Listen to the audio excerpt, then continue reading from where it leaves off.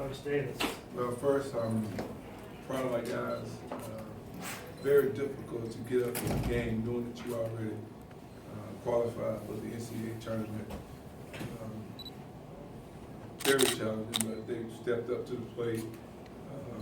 Ugly game for both teams. We're excited to be able to go to the NCAA tournament. Questions?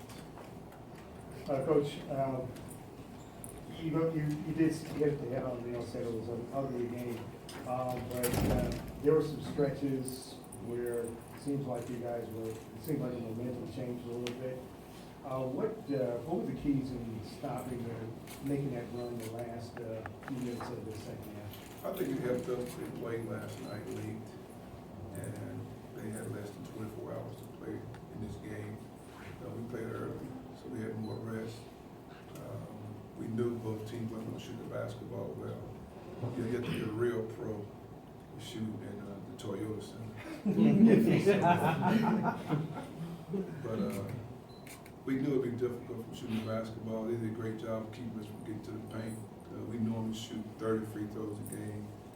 Tonight we only took 15, and that's about 15 points from what we normally are on the free throw line. We turned the ball over some situations that I thought we had opportunity to score some layups. But they're a number 2 team. We played them twice before this time. It's hard to beat a team 3 times. And we knew they wouldn't give up. And we were fortunate that Trey hit big 3 to put us up. KJ had a big 3 out the corner. After listening to their coach, telling them not to shoot threes, they stepped up and made some big shots. But the effort that KJ played with the whole tournament was amazing. And I'm proud for Marvin. You know, he's a guy last year that averaged 1.1 rebound. And for him to come here this year and win MVP of the SWAC, and not just win MVP, but the way he's played this year, taking a bigger role than he ever had. I'm just proud of it, and like I told him, it's not over. It's not over. The SWAC fans, and they got a chance to see a player develop right before their eyes. And we lost Griffin. December, player of the year, and for us to lose the player of the year, and for Marvin to step into his role and make some plays that he made through the course of the season with Marvin. Question over there. For the players, I'm curious, were you guys here last night for the late game, and how did you react or celebrate knowing that you guys were in the tournament? Honestly, we wasn't here, and I was actually not.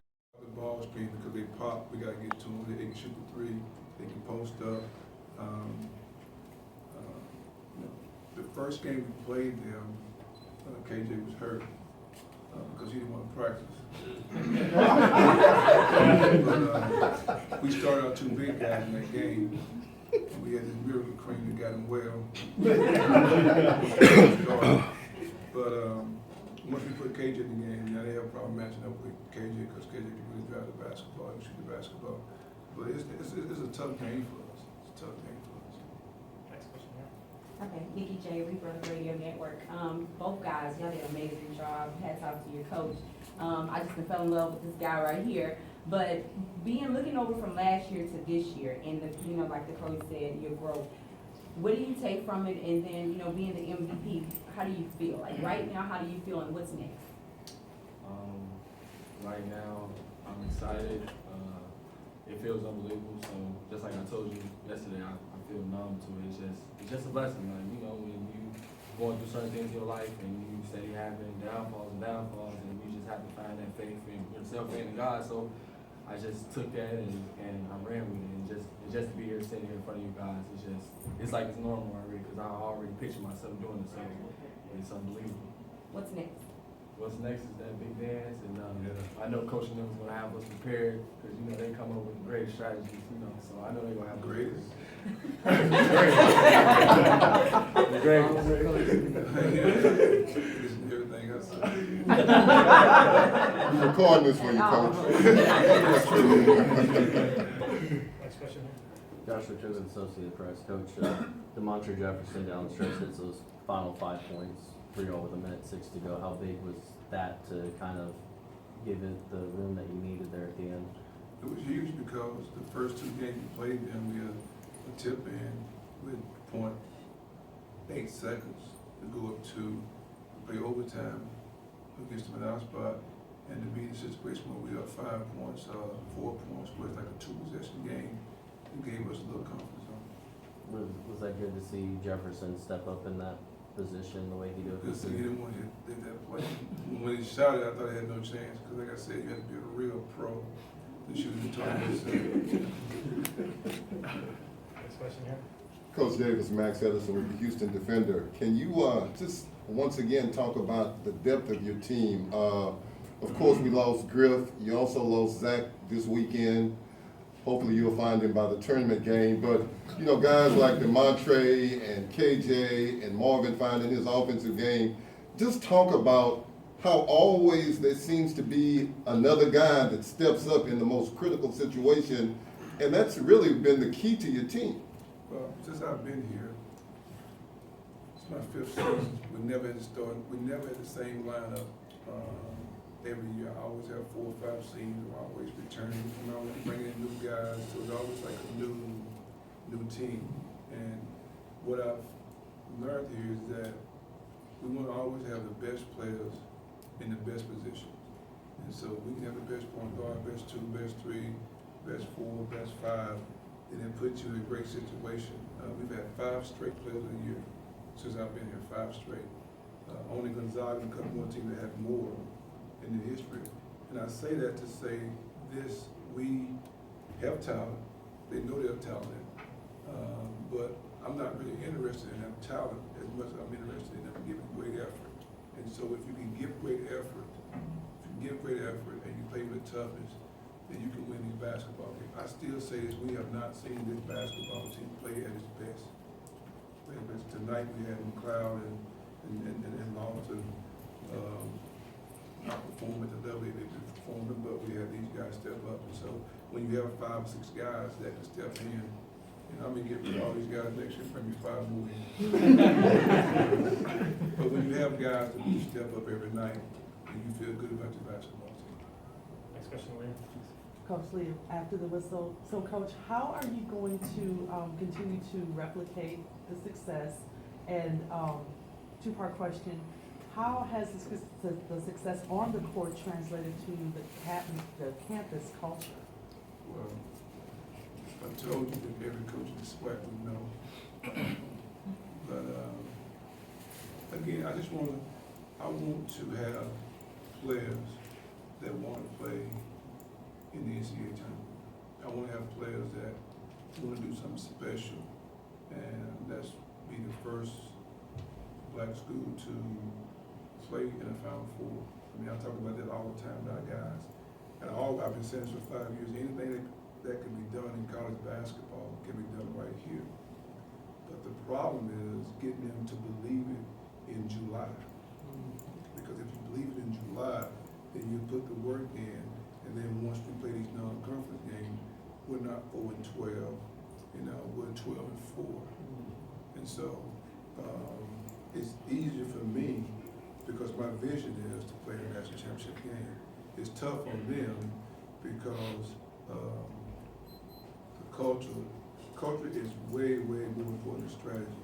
But I got to develop it in their mind. And next year will be the first year that we have 4 of our 5 starters back. And so they understand what I want and getting them to make that commitment to Texas Southern, because it's really hard. Like, it's really, really, really hard. It's not impossible. It's just really, really hard. And so knowing that it's really, really hard, and knowing that you've never given that effort before in your life, but it starts in July. And if I can get them to do that, you see a talented basketball team. But the reason that we're not at that level of 12-4, because we this far away from giving a great, just unbelievable effort every single day in practice. And instead of being 16-2, 16-2, 16-2, we 18-0, and we 12-4. Now you're sitting here with a 30-win season going into the NCAA tournament. That's my vision, that's my goal. And I know people say, well, you don't really look happy when you win. because my goal is 30. My goal, we got 23 wins this year, and that's great for these guys, trust me, great, but we have more to give. You got a question? Yeah, so can you talk about, you want players that want to play in the NCAA tournament, you've been there here. How do you get them ready? I know you just won today, but how do you get ready? A short week, a lot has to happen to kick it up to that neck notch for what they're going to face later in the week. Well, I've learned a long time ago too, it's up to me to get better every day. And if I have daily improvement every single day, then I can give them information that they've never heard before. It's the same message, but in a way they never heard it before, because when you give it to them and you make them think, but when you can get them to see what you're saying, it's a powerful thing. When people speak to you and you can see what they're saying, not just hear, but actually see it, then even though they may not be able to do it, they see it. And when you see it, you understand it. And so with me, I'm really demanding. You guys may not know that. But I'm demanding, I'm passionate, and I coach them the way Coach K coaches guys to do. Because what we're trying to do, we will have to see a monster, and the monster is a number 1 seed, number 2 seed, number 3 seed. And so to be ready for the monster, you're gonna have to take your effort and your toughness and your alertness to the level. Question back there? Kendall Robinson, ABC 13. The question I have for you, Coach, is could you kind of further expound on the NCAA tournament, what it means to Texas Southern University for your players and for your program? Well, I coached in the national championship game in Indiana. And that means you're the last 2 teams playing. No one else is playing but you. No NITs, no CBI. It's the national championship game. So, you know, once you get that feeling, once you play in that game, once you listen to that song, one shining moment, and once you're there and you're up 2 points with 12 minutes to go in the game, nothing else ever matters. Like nothing, getting to the tournament, Sweet 16, nothing matters but winning the national championship. That's what I bring to these guys.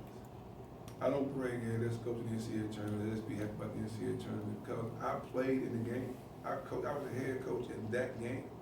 And when you're the head coach in that game, you don't sleep at night, because every single day you try to prepare yourself so you can prepare your basketball team to be ready. Then again, I have to get them, and I haven't been, I'm still working on it, get them to see what we can do, but not what we can do, how hard it is to work. Because when you go to that tournament, everybody's playing hard. And you have guys that never gonna play college basketball again. They know that's their last game, ever play again. So the effort is amazing. It's at another level. And if we can do that, I told our guys before the game, this game is about us getting a good seed. But it's also a game that when they turn their film on and watch Texas Southern play, they'll see the team that everybody's going 100%, and they're not taking the possession off, and they know that they have to be ready to play.